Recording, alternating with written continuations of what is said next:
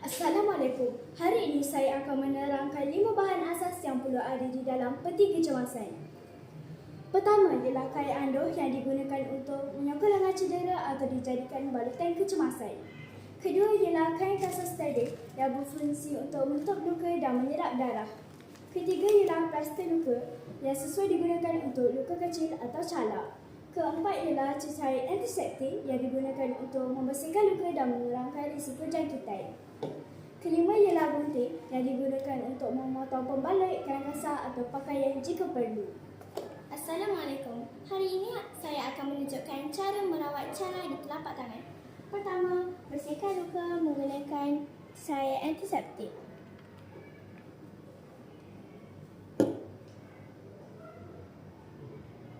Kemudian, keringkan luka menggunakan kain kasar.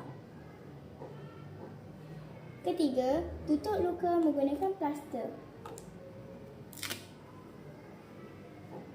Keempat, balut telapak tangan menggunakan kain anduh.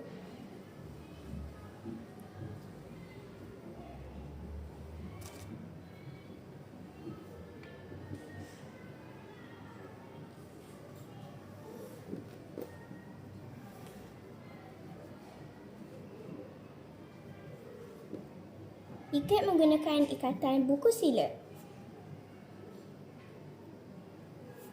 Kemudian, kemaskan ikatan.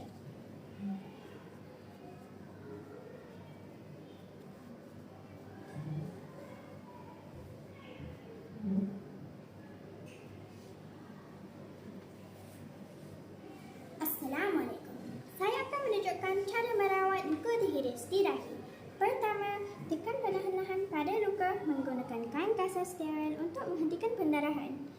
Yang kedua, tutup luka menggunakan plaster dan kain anduh kecil.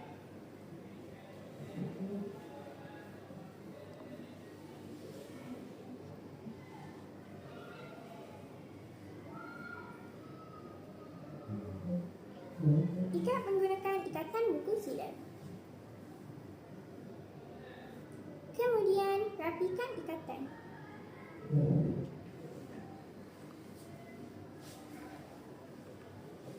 Assalamualaikum. Saya akan menunjukkan cara rawatan awal patah pada lengan. Pertama, jangan cuba meluruskan atau membetulkan kedudukan tulang. Kedua, sokong lengan menggunakan kain anduh.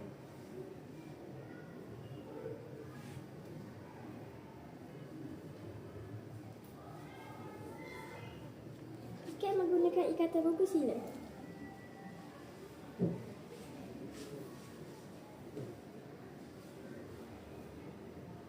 Kemudian rapikan ikatan.